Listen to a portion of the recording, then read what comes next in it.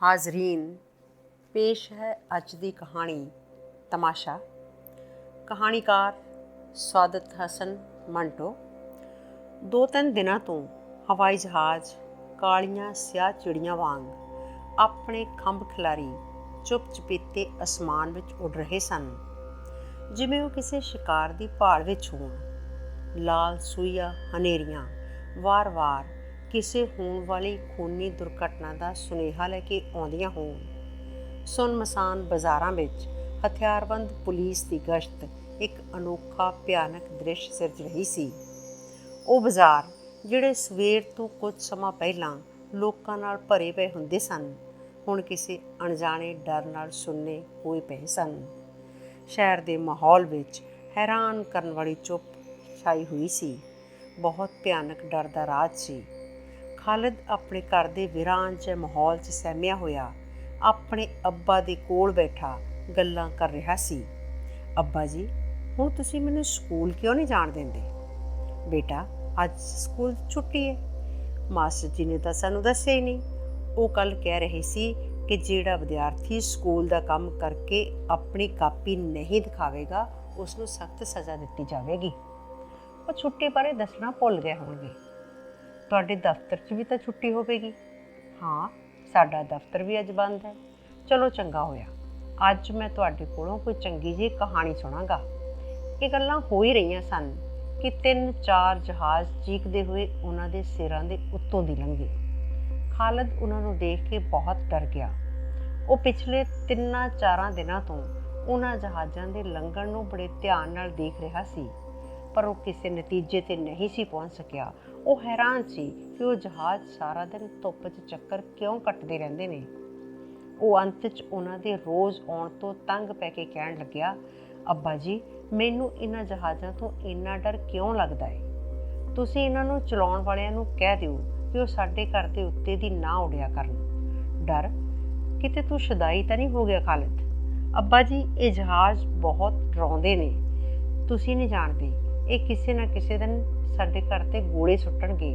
ਕੱਲ ਸਵੇਰੇ ਮਾਮਾ ਨੌਕਰਾਣੀ ਅੰਮੀ ਜਾਨ ਨੂੰ ਕਹਿ ਰਹੀ ਸੀ, ਇਹਨਾਂ ਜਹਾਜ਼ ਵਾਲਿਆਂ ਕੋਲ ਬੜੇ ਗੋਲੇ ਨੇ।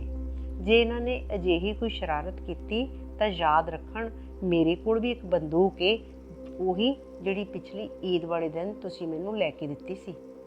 ਖਾਲਿਦ ਦੇ ਬਾਪ ਨੇ ਆਪਣੇ ਮੁੰਡੇ ਦੀ ਇਸ ਹੌਸਲੇ ਵਾਲੀ ਗੱਲ ਤੇ ਹੱਸ ਕੇ ਕਿਹਾ, ਮਾਮਾ ਨੌਕਰਾਣੀ ਤਾਂ ਪਾਗਲ ਹੈ।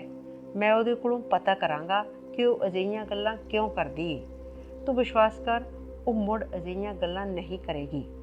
खालिद उठ के अपने कमरे 'ਚ चला गया ते हवाई बंदूक कढ़ के निशाना लाउण दा अभ्यास करन लग पिया, तां जो उस दिन जिद्दण हवाई जहाज़ गोले सुੱਟਣ ਤਾਂ ਉਹਦਾ निशाना उक ना जावे ते ਉਹ चंगी तरह बदला लै सके।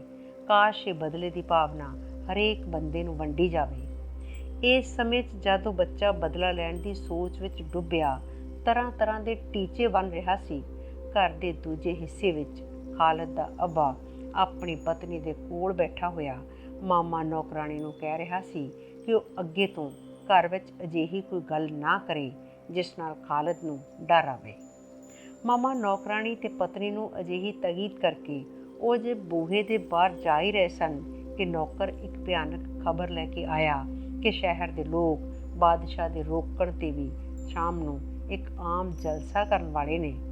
डर है कि कोई ना कोई दुर्घटना जरूर हो जानी है। खालिद दा अब्बा ये सुन के बहुत डर गया। हुण उहनूं विश्वास हो गया कि माहौल का असाधारण तौर ते शांत होना, जहाज़ां दीआं उड़ाणां, बाज़ारां विच हथियारां नाल पुलिस की गश्त, लोकां दे चेहरिਆਂ ते उदासी ਅਤੇ खूनी हनेरियां का बगना किसी भयानक हादसे ਦੀਆਂ निशानियां सन। ਉਹ हादसा किस किस्म का होवेगा ये खालिद ਦੇ ਅੱਬਾ ਵਾਂਗ ਕਿਸੇ ਨੂੰ भी नहीं सी पता, पर फिर भी सारा शहर किसी अणजाणे भै नाल भरिया होया सी। शहर जाण दा डर छड्ड के खालिद दा अब्बा कपड़े भी नहीं सी बदल सकिया कि जहाज़ां दी आवाज़ ने ਉਹਨੂੰ डरा दिता। ਉਹਨੂੰ इंज लग रहा सी जिवें सैकड़े बंदे ਇੱਕੋ आवाज़ विच सख्त दर्द नाल चीक रहे ने। खालिद जहाज़ां दा रौला सुन के अपनी हवाई बंदूक संभालदा होया ਕਮਰੇ ਵਿੱਚੋਂ ਦੌੜ ਕੇ ਬਾਹਰ ਆਇਆ ਤੇ ਜਹਾਜ਼ਾਂ ਨੂੰ ਗੌਰ ਨਾਲ ਦੇਖਣ ਲੱਗ ਪਿਆ ਤਾਂ ਜੋ ਜਦੋਂ ਗੋਲਾ ਮਾਰਨ ਲੱਗਣ ਤਾਂ ਉਹ ਆਪਣੀ ਹਵਾਈ ਬੰਦੂਕ ਨਾਲ ਗੋਲੀ ਮਾਰ ਕੇ ਉਹਨਾਂ ਨੂੰ ਹੇਠਾਂ ਸੁੱਟ ਦੇਵੇ। ਇਸ ਵੇਲੇ ਉਹ 7 ਸਾਲਾਂ ਦੇ ਬੱਚੇ ਦੇ ਚਿਹਰੇ 'ਤੇ ਮਜ਼ਬੂਤ ਇਰਾਦੇ ਜ਼ਾਹਿਰ ਹੋ ਰਹੇ ਸਨ। ਉਹ ਖਿਡੌਣਾ ਬੰਦੂਕ ਨੂੰ ਹੱਥਾਂ ਵਿੱਚ ਫੜ ਕੇ ਕਿਸੇ ਬਹਾਦਰ ਸਿਪਾਹੀ ਤੋਂ ਵੀ ਵਧੀਆ ਤਰੀਕੇ ਨਾਲ ਖੜਾ ਸੀ। ਇੰਜ ਲੱਗਦਾ ਸੀ ਜਿਵੇਂ ਜਿਹੜੀ ਚੀਜ਼ ਬੜੇ ਚਿਰ ਤੋਂ ਉਹਨੂੰ ਡਰਾ ਰਹੀ ਸੀ ਉਹਨੂੰ ਉਹ ਖਤਮ ਕਰਨ 'ਤੇ ਅੜਿਆ ਖੜਾ ਸੀ। ਖਾਲਿਦ ਦੇ ਦੇਖਦਿਆਂ ਦੇਖਦਿਆਂ ਇੱਕ ਜਹਾਜ਼ ਵਿੱਚੋਂ ਕੋਈ ਚੀਜ਼ ਡਿੱਗੀ ਜਿਹੜੀ ਕਾਗਜ਼ ਦੇ ਟੁਕੜਿਆਂ ਵਰਗੀ ਸੀ। ਉਹਦੇ ਡਿੱਗਦਿਆਂ ਹੀ ਉਹਦੇ ਟੁਕੜੇ ਹਵਾ ਵਿੱਚ ਪਤੰਗਾਂ ਵਾਂਗ ਉੜਨ ਲੱਗੇ। ਉਹਨਾਂ ਵਿੱਚੋਂ ਕੁਝ ਟੁਕੜੇ ਖਾਲਿਦ ਦੇ ਘਰ ਦੀ ਛੱਤ 'ਤੇ ਵੀ ਡਿੱਗੇ। ਖਾਲਿਦ ਭੱਜਦਾ ਹੋਇਆ ਛੱਤ 'ਤੇ ਗਿਆ ਤੇ ਉਹ ਟੁਕੜੇ ਚੁੱਕ ਕੇ ਹੇਠਾਂ ਆਪਣੇ ਅੱਬਾ ਕੋਲ ਆ ਗਿਆ। ਬੋਲਿਆ, ਅੱਬਾ ਜੀ, ਮਾਮਾ ਨੌਕਰਾਣੀ ਸੱਚੀ ਮੁੱਚੀ ਝੂਠ ਬੋਲ ਰਹੀ ਸੀ। ਜਹਾਜ਼ਾਂ ਨੇ ਤਾਂ ਗੋਲਿਆਂ ਦੀ ਥਾਂ ਕਾਗਜ਼ ਸੁੱਟੇ ਨੇ। ਖਾਲਿਦ ਦੇ ਅੱਬਾ ਨੇ ਉਹ ਕਾਗਜ਼ ਪੜ੍ਹਨੇ ਸ਼ੁਰੂ ਕੀਤੇ ਤਾਂ ਉਹਦਾ ਰੰਗ ਪੀਲਾ ਪੈ ਗਿਆ। ਹੋਣ ਵਾਲੀ ਦੁਰਘਟਨਾ ਦੀ ਤਸਵੀਰ ਹੁਣ ਉਹਦੇ ਸਾਹਮਣੇ ਸਪਸ਼ਟ ਹੋਣ ਲੱਗੀ ਸੀ। ਉਸ ਇਸ਼ਤਿਹਾਰ ਵਿੱਚ ਕਿਹਾ ਗਿਆ ਸੀ ਕਿ ਬਾਦਸ਼ਾਹ ਕੋਈ ਜਲਸਾ ਕਰਨ ਦੀ ਆਗਿਆ ਨਹੀਂ ਦਿੰਦਾ। ਜੇ ਕੋਈ ਉਹਦੀ ਮਰਜ਼ੀ ਦੇ ਵਿਰੁੱਧ ਜਲਸਾ ਕਰੇਗਾ ਤਾਂ ਉਹਦੇ ਨਤੀਜੇ ਦੀ ਜ਼ਿੰਮੇਵਾਰੀ ਆਪ ਜਨਤਾ ਨੂੰ ਭੁਗਤਣੀ ਪਵੇਗੀ।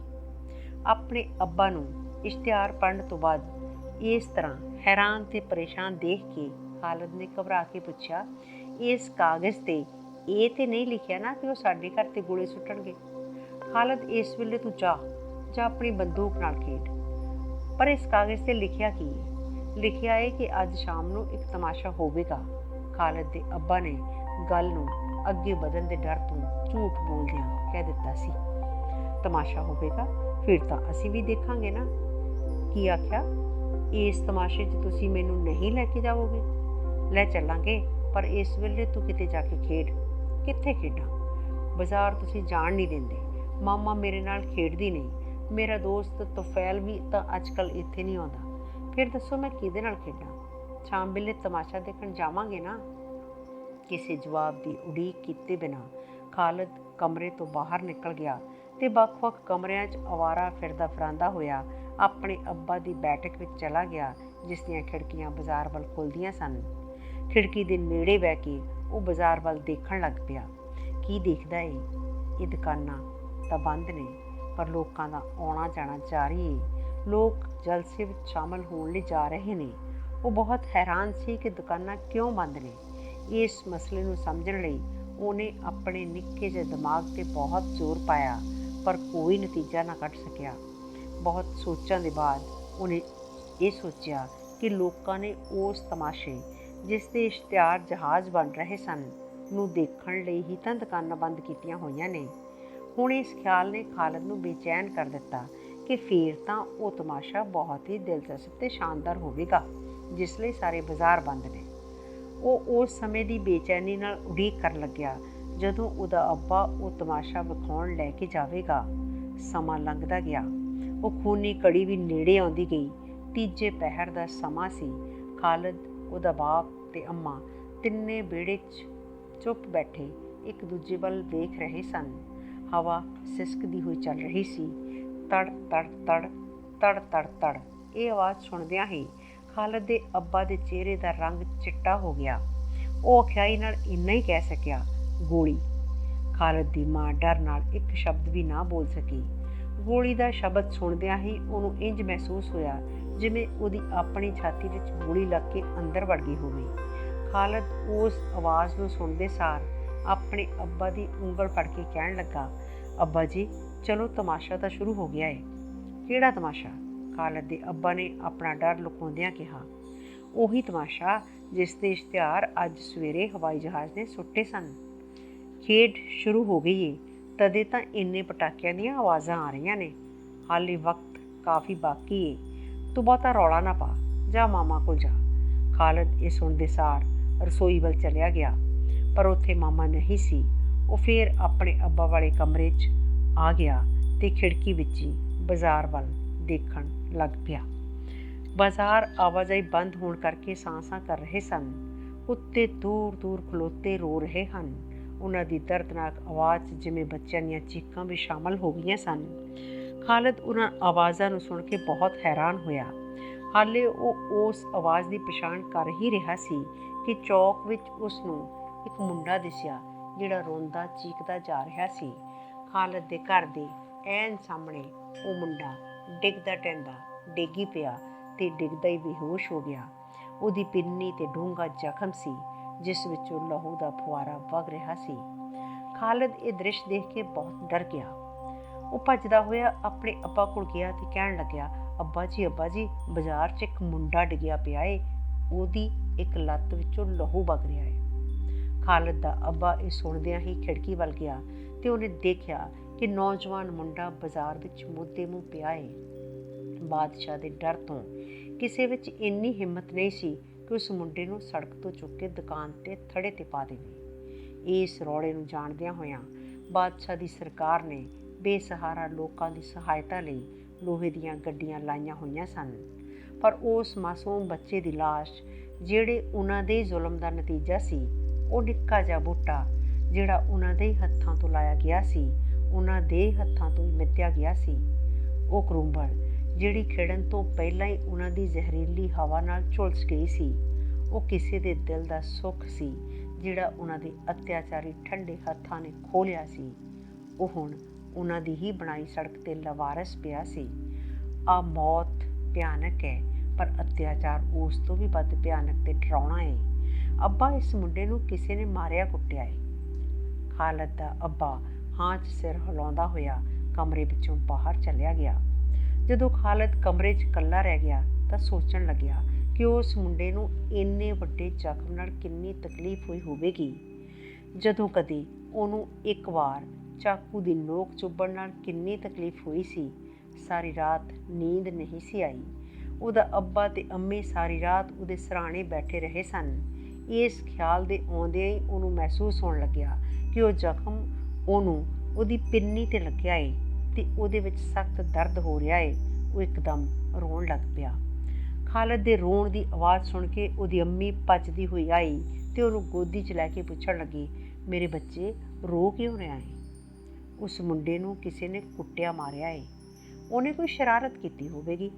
ਖਾਲਿਦ ਦੀ ਅੰਮੀ ਆਪਣੇ ਘਰ ਵਾਲੇ ਤੋਂ ਉਸ ਮੁੰਡੇ ਦੇ ਜ਼ਖਮੀ ਹੋਣ ਦੀ ਕਹਾਣੀ ਸੁਣ ਚੁੱਕੀ ਸੀ।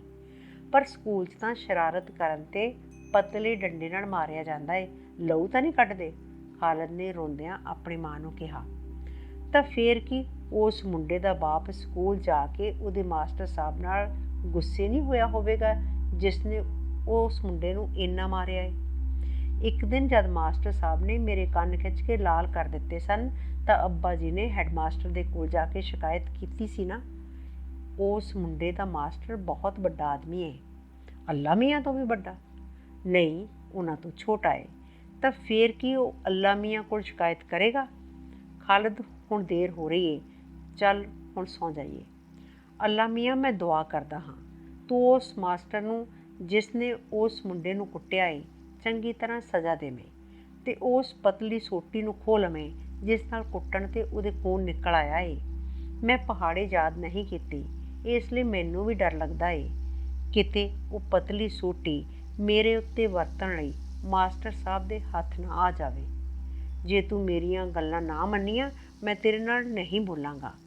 ਸੌਣ ਵੇਲੇ ਖਾਲਿਦ ਆਪਣੇ ਦਿਲ 'ਚ ਇਹੀ ਦੁਆ ਮੰਗ ਰਿਹਾ ਸੀ।